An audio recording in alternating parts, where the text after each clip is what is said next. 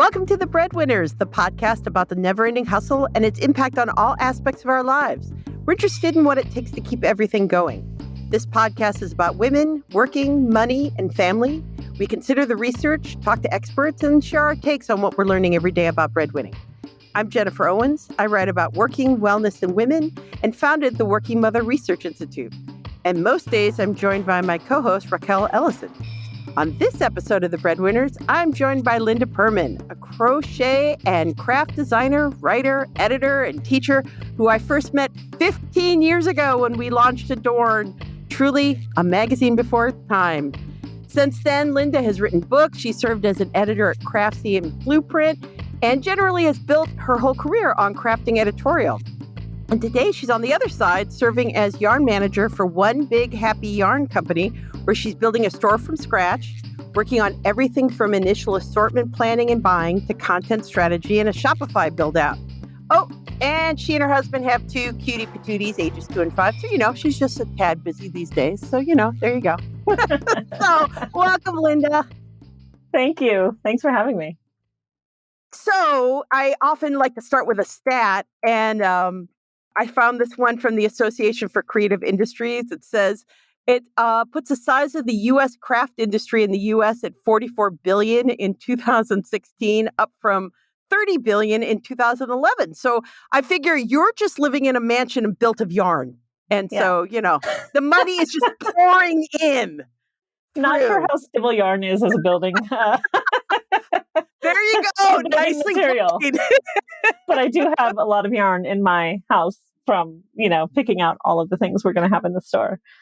That's an interesting stat. I feel like the industry has grown, and it's interesting the years that are with that data, because I think Craftsy kind of started around 2011, right? And then here we are, and it's whatever. Right. What year is it? 2021? And it's, the industry has gotten much bigger. But I've sort of seen, it's interesting to see. And I couldn't find a better stat. Yeah. Right. that the stats need to catch up with it. Yeah. Yep. And but it has been interesting, I think, watching and sort of seeing who's investing in that industry and trying to see sort of how to make that lucrative, right?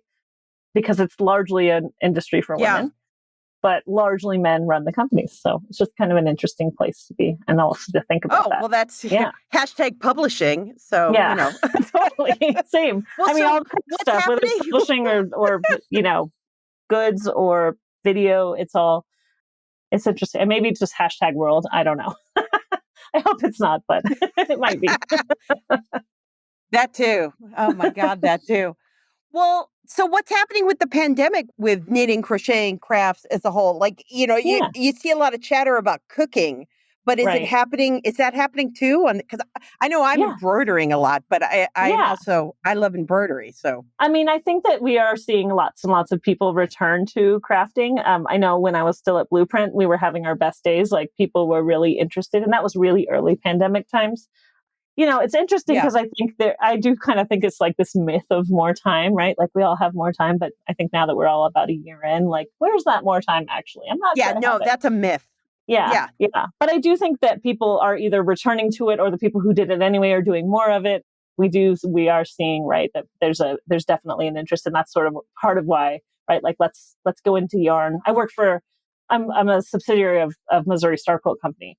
So, they've been around for about 12 or maybe more years. And they decided to kind of branch out at this time. And I think it's something they've been thinking about for a few years, but there's a market for sure. I think people are interested. And I think too, people are still doing those things, but some of those local shops might not necessarily be open anymore. So there's also this move online to buy materials if you don't want to go shopping in person, or you don't have a place that's offering curbside. I think crafts are really interesting because they're run on a network of these smaller shops that are, nationwide network of independently owned quilt shops and yarn shops, right? And they all have different technology if they have technology. So it's interesting because it's old school. And people want that. They want that level of service, right? And we're kind of trying to provide that level of service, but you also have the convenience of, if you're not in our zip code, we can still serve you, right? So that's kind of what we're going for at One Big Happy. We can still give you that service. Yep. So we have a good mix of content. To assist, right? I can give you the yarn, but if you don't and the functionality. Yeah. Right. Like if you don't know how to use the yarn, you're not going to buy more. So I want to show you how to use it, how to enjoy it, how to get unstuck. That's If right. you know, whatever, if you accidentally tie a knot in your embroidery thread, right, it all is not lost. There's a way to fix that, right? So Right. it's helpful to have that, as the network of like women teaching women kind of disintegrated when we all went back to work, right? Skip some generations. I Yeah. think there's still room for all that information. And that's what people go to their local shops for is I dropped a stitch. Can you help me? So we're just doing a Right. kind of modern Right. version of that. I don't know how to finish this quilt. Right. Right. I don't, always Yeah. that's the Or like, classic what thing fabric should I pick that as goes someone with who does this? these. Yeah. Yep. Yeah. Exactly. And I don't think you That have to I finish to can't. enjoy I have it in my success. head. Just for the record, if you're happy, even though you didn't finish it, that is fine with me. And I'm all for liberating yourself from projects that you don't want to do anymore. Like if you pick something up that you're like, why do I still have this? Donate that. Someone will be thrilled to find it. But if you want to finish, I want to help you finish. So That yeah. that's the one thing I remember from us working together was the finishing part of it. That's a classic Right. thing that like, Because it's like done in your mind. doing the edging So, on the quilt. right. Yeah. Who needs to finish that? I know what it's going to look like. I'll do that later. Let's start something new. It's always fun to start something new. It's always fun. Yeah. Well, so tell me how you got into this. I think one of the things that's fascinating about your career is that like I skipped all over the place. Like I Uh-huh. wrote about brake pads and oil spills. I was an education reporter. I did that and this and that and was all over the place. And I just Uh-huh. love being vertical. And it's like you can Uh-huh. see your industry change and the like. So tell me all Yeah. about it. I feel like I'm all over the place, but within an industry, if that makes sense. So Yeah. I started out in New York. I was a temp. I like got a job at Newsweek and actually they wanted me to be a publicist for Newsweek and everyone's like, take the job. You're still young. It's a dream job. And I was like, it's a dream job, but it's not my dream job. Right. And my My brother dream told me, job. I'll be proud of you if you don't take it. And I needed to hear it. And then a month later, I got hired at Soho Publishing. And I did not know that existed. Right. And actually, someone at work told me about the posting and I didn't apply because I was like, no, I just turned down this promotion. I need to stay for 2 years, blah, blah, blah, all the things that you hear. Right. And then the next month it was posted again and someone else told me. So I don't believe in once in a lifetime opportunities like that I was like, this is my job. I got to go get it. And it was like just an eye opening that I didn't even know you could like write for a magazine. And they thought, oh, she has magazine experience. I was, that's questionable, right? I worked at a magazine. And I thought, okay, yeah, I do. And I can write about crafts. And I was already crocheting like, pre-Etsy days. Like I was making hats and stuff and selling them at craft fairs and that kind of thing. But that was sort of my realization that like this could be a job. And while I was there, right, I was living in New York and kind of burning out on New York. I'd been there for, 5 or 6 years. Met my husband. He was in Montana trying to figure out how to like circle all that up. And I thought, I'm sending all this work to freelancers. Could I just be a freelancer and do that instead? Right. Like, do I have to live in New York? I could just live in the middle of nowhere and do all this work. Right. So I did that for, my friend hooked me up with a book agent. I wrote some books. I lived in Bozeman, Montana and did that for a while. Worked at a yarn shop to keep my head above water, get out of the house, talk to people, that kind of thing. Someone had suggested that. Right. And I did that for a while. We moved back to Texas, and then, I just had, what happened was actually Erin Sloniker, who we worked with, was the editor of my book that I wrote. And her roommate from college got started up with this startup called Simpose that then became Craftsy. This is why you always are good. You do good work and you are nice to people. Yeah. This is it right here. Right. And then I guess, she said, who do you know who could teach crochet? And Erin recommended me. And Erin and I had never met before because she started after I left Soho. But I went to TNNA and actually, so I got this email that was like, hey, do you want to come teach this class? So I guess what I'm saying is I got pulled along despite my best efforts. But anyway, she said, hey, do you want to come teach this class? And I ignored it. And then I went to TNNA, which is the National Needle Arts Association, which is now gone. And I met Erin and she said, oh, I thought you were like an 85-year-old woman because you wrote crochet books. Like I had no idea. You seem pretty cool. And I was like, oh, thanks. Strange. And then I said, I got this email from this woman, Emily, and she said, oh, you don't have to, I don't really know what they're doing, but I recommended you just because I knew you. But that was enough for me to write her back. Right. And so I went and taught some Craftsy classes. I had no online education, didn't really exist yet. I had no idea what that was going to be like. I actually postponed the shoot for 2 months because I wanted to go work out with a trainer because I was so like, oh, I don't want to be on camera, like all those Hand nerves. shooting, all that detail art we used to do at Soho. Yeah, Yeah. Oh, yeah. All the exactly. stitch So photos.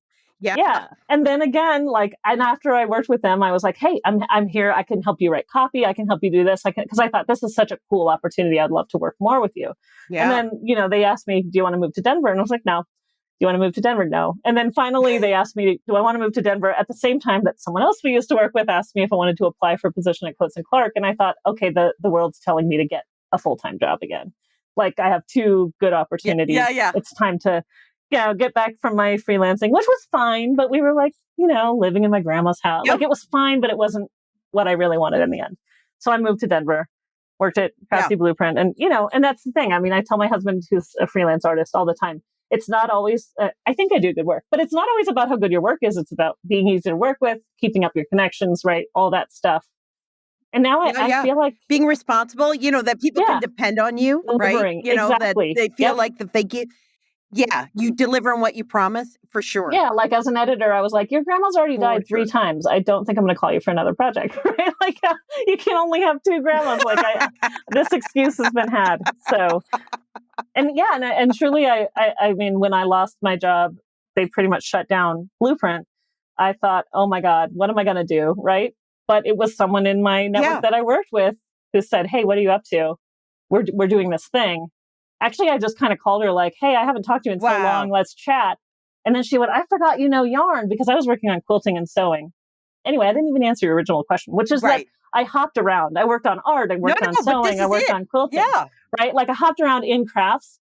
But I think what was really fun about working at Craftsy was that like that kept it fresh for me. I really like a job where there's an outcome. I can see that I did something and now something exists. It's like making, right? I like knowing, hey, that time was spent and then this thing exists. But I wasn't too married to like, no, I only work on sewing. I only work on knitting. I was always open to trying the new project. And in that way, I got to figure out like what is the same across disciplines, which I think just makes me a much more versatile, right? I can translate what I'm doing to whatever because I realized it's not about necessarily being an expert. That's who I'm hiring. I'm working with them to make their, video class or whatever we're making the best it can be. They're the expert. I don't have to be, I can trust them for that part and I can work with them. You're the editor, right? Exactly. Yeah. So, and so I got to work on things like before I left, I was working on like a subscription box that we were, I worked pretty closely with e-commerce before we left. And I kind of realized like, in the craft industry, people just want inspiration to be free or cheap, right? Like you can sell them product, but they have a harder time paying for inspiration. So if you can figure out a way to loop them together, because people like good inspiration and they will pay for content. Craftsy showed they will pay for content, but they have to already be dedicated, right? So those are just things I was like bouncing around in my head for a long time. How can we kind of do both, right? One supports the other. Then you get to do the stuff you love. You have to hawk the product while you're at it. But if it's, but that doesn't feel bad if it's stuff you're enthusiastic about and things that you believe in, right? So, yeah. And so how is it on being on essentially on the like with retail forefront and the content in support of it? Because we're always content with like selling coming behind. Now you're flipping it. I mean, it's interesting because I think at my previous role, we were always trying to marry the two, right? We were trying to sell a kit that went with the class. And it was so hard starting with content first because someone would say, oh, I love this darning needle more than that darning needle. Oh, it's really hard to stock that darning needle, right? Like you have to make compromises all the time. And so I think, and we worked with different people all the time. And, that was great for all the variety, but it's hard to deal with when you're trying to have some basics in stock. So what's interesting is like, I got to pick the assortment. So I get to pick, right? And I think I'm starting with a much more direct into who I hire to do content, like explaining to them, like the goal of this content, yes, is to teach, of course, and have people be successful. Yeah. But we are a business too. And like, if, I just think that business affords you the opportunity to do this cool stuff. So if you're aware of that, then you can, you can keep all that in mind, right? Like it's like a marriage, right? Hey, cool. I don't have to get my oil changed, but I do have to pick your socks up off the table. Okay, I guess I can deal with that, right? It's kind of that's the best of both worlds. But I think with them being kind of this is from a A breadwinning mom. That is only a breadwinning mom would come up with that comparison. Oh my God. Yes, I love It's it. like Love they it. can, I think when they're integrated and they're on the same page, it can be done, but it's Yeah. hard. It's almost like, I think Right. it was too hard. We were too big by the time we figured out that that's what we wanted to do. Right. Like it's easier to start with that, Isn't knowing that that in funny? mind. Yeah. So, you know, Yeah. it's interesting. And it's one of That's those hard. things. Kudos to you. Yeah. Kudos to you for thinking of that way because as an editor, and I'm with you, Uh-huh. content always comes first. Like Right. it's ingrained in us. So Yep. to make the bold step of content in service of the business in an authentic way that's going to still serve Right. people. Which Like, kind of is ooh, where I that's started, cool. right? It's like I started on Yeah. Joanne Magazine, and it was like, we have these materials, and we need you to make a Oh my magazine to sell God. this stuff. So, right, that Uh, custom pub, you I'm forgot not about going to that. make you say it, but I'm going to say it. All those things we made for the magazine we did for Hancock Fabrics, where the best Cutting fabric edge. was, yeah, was the Hmm. upholstery fabric because it was the Yeah, strongest. Yeah, and they were always mad at us for using the upholstery fabric to make like clothing because it was the right. best fabric they Right, had. you like the Oh my print of God. it, or yeah, yep, Yeah. Talk yep, about and that's assortment. Yeah. yeah. Yeah, right. Well, and I think it's interesting, like Yeah. looking back, it all makes sense. It's kind of amazing. Like I worked a couple retail yarn shops, right? Now we are building a retail store in Hamilton. So that experience is coming in handy, right? Yeah. And honestly, that was the best experience I had in customer research. Like I had this idea as a crochet designer of what I Really? should design. Like, ooh, fantastical things that no one Yeah. could come up with on their own, right? No. You want to make a cardigan and then you're going to Right. like wearing it and then you're going to make it again. That's a success. If I'm a pattern designer, my Yeah. success is that you make my pattern, not that you just buy it. Because I care, right? Like I used to say I'm a crochet evangelist, Yeah. right? Like I want people to love it and I want them to make it again. And I know me now, Yeah. especially when I have a pattern I like, I just make it again and again. I don't need to find a new pattern. I just need to enjoy. Yeah. That's my time to relax. Right. Because I know it So, works. I know it looks lovely, and I can make right, one for my aunt. And I can make one for my mom, and right. or my dad. And Right. whatever And it like is. if it But takes me yeah. 2 years, it won't be out of style, right? Like it's okay. Yeah. And so I thought that was such a good, truly training of like what people are actually looking for and also what kind of people are shopping and what they're wanting. And understanding Yeah. things like, hey, you don't want to, most people don't want a super bulky sweater. It's kind of like using home deck fabric for a skirt, right? It's like, but I didn't really know that because people would ask questions that might not necessarily have as a designer, but I would have to answer Right. their question and I would learn something from that, right? Or they'd make Yeah. a mistake that I wouldn't make anymore. And I'd go, ooh, but if you did that intentionally, that could be a really cool twist on this pattern, right? So it's funny because I think sometimes things like retail, you think, oh, that's for other Yeah. people. But it was really informative. It was an education for sure. And it's coming in handy now. And it also kind of tells me like, hey, this yarn that we sold 10 years ago and probably still sell at that shop in San Antonio is still available. Yeah. So this is a good one. I'm going to put this one in the shop, right? Versus like, Right. make some safe picks, some workhorse yarns that people can count on. Yeah. Throw some trendy stuff in there too. But Because like it's a mix. ultimately, yeah, it's a mix. Yeah. Yeah. Yeah. Well, and so here's one of the things that when I never wanted to work for a home and garden, like House and Garden or Mhm. House Beautiful, because that was always my relaxing. I didn't Uh-huh. want to ever know how that sausage was made Oh yeah. because I don't want to be stressed out. So I'd Yep. much rather deal with like workplace and working mother issues because I Right. live that stress. Compartmentalize. Yep. Yeah. So how does this impact your like any sort of free time and what you Right. like to do? Well, that's what's interesting. So I think what's been good is that as I like bounced around different crafts, right, I learned them all and then I got interested in making them. But when I switch whatever I'm working on, like I was working on quilting a lot before, right? And then, I kind of do a little bit of everything, but I always feel like when I started this job and it's a lot more yarn, I am doing a lot more yarn projects because I'm like crocheting stuff to put on social media and things like that. But if that's too Yeah. much work, I just make a quilt, right? Like I'll just work on something else that's for me. I'll just go to a different craft. And at the beginning, actually, I felt all this pressure to be knitting all the time because, we thought, oh, it's a knitting store. And I said, deal breaker, it's got to be a knit and crochet store. Like, I think there's lots of crocheters out there. And they're like, okay, you're right. We just weren't even thinking about it. And then I was like, I'm just going to crochet because that's what I like to do. And then I'll knit sometimes. But, I just started working on quilts when I started the thing so that my brain would be like, this is not work, to know. Yeah. Yeah. And that's kind of why I spend time every night making Yep. stuff. People are like, oh, you clearly spend like, probably a couple hours a day, every day, or almost every day.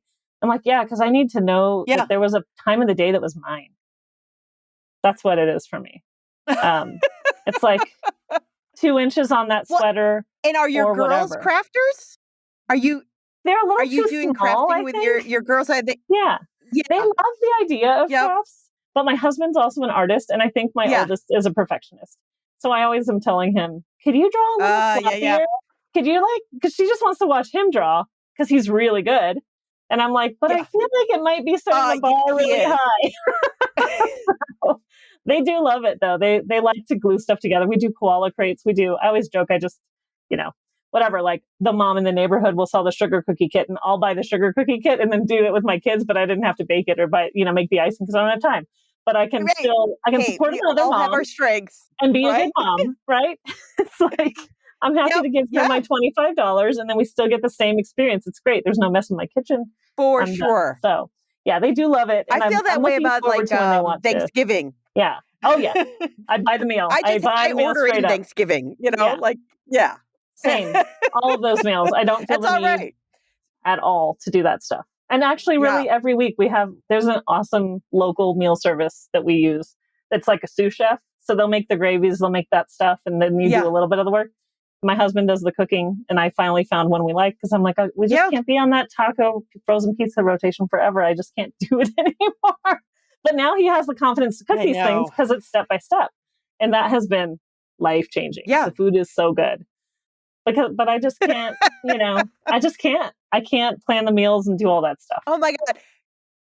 You are an editor. You are not freaking like some, like back to the land. No. You are allowed to have some convenience in your life, even as you make your own quilt. Maximizing the efficiency. If I could pay someone to come wash the dishes, I would, because it would make my husband so happy. Oh, I know. I'm just like, I know.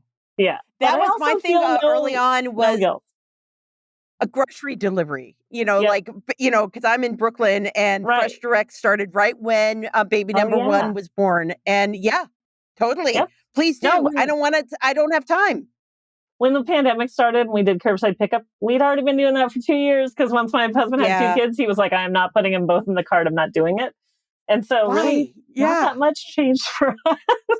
We're already home. But I'm like, this is so convenient. It's great. You still can run in if you need something, but it's way, way, way more convenient. So I'm all for it. What's happening with the mom and pop stores or it as a whole? I mean, how are they doing with the pandemic? Are they going to be here when we come back?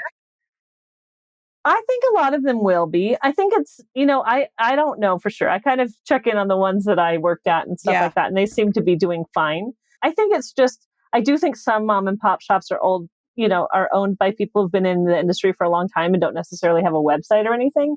And I think that makes it challenging. If you can't get people into your store because of regulations, right? Yeah. If you can't open your store, then how do you sell product?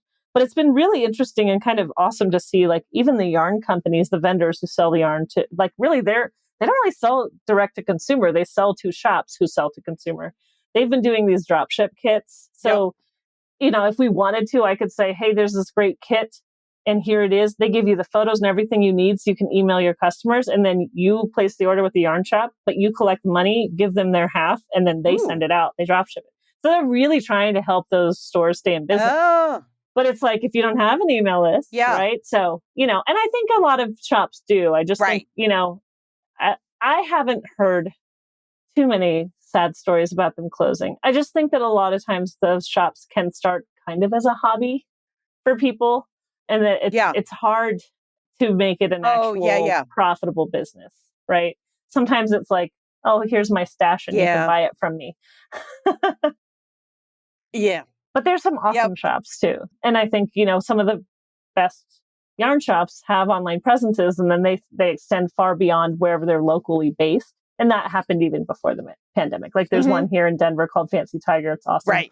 Pearl Soho, is awesome. And we used to be right down the street from Pearl Soho. And I remember going to shop at Pearl Soho for stuff for the magazine, right? And it was just a little shop. And now it's amazing, They have just an amazing thing. Yeah. Well, think they're how doing can okay. people find your assortment? Yeah. So they can go to onebighappy.com. We're One Big Happy Yarn Co. So it's just onebighappy.com. And then we also have a YouTube channel where you can watch knit alongs and crochet alongs. I'm going to film a crochet along in about a week, but it'll take some editing time before it's up on the site. Yeah. We're on By the time this all goes the live, we can places. all watch you do it. Yeah. Yeah. Yeah. Because, it's pandemic. It's been an interesting experience. I'm willing to do anything, right? And I have a lot of the skills. So when I have to, I'll figure it out. So yeah, I'm going to film something next week, which was like quite spur of the moment, but I think it'll be fun and kind of remind me of where I started out, right? Awesome. Doing my crochet stuff. So yeah. But yeah, find us online. Well, on thank social you for media. joining us on the Breadwinners. We will put totally link to that. By the time I have the link, and we'll add it in, and that'll be awesome. So thank you.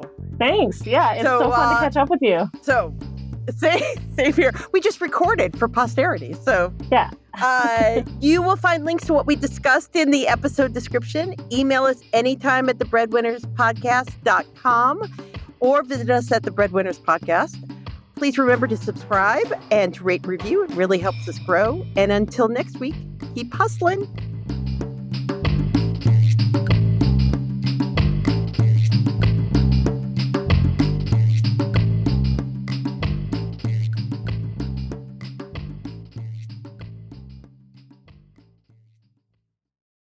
This podcast is part of the Sound Advice FM network.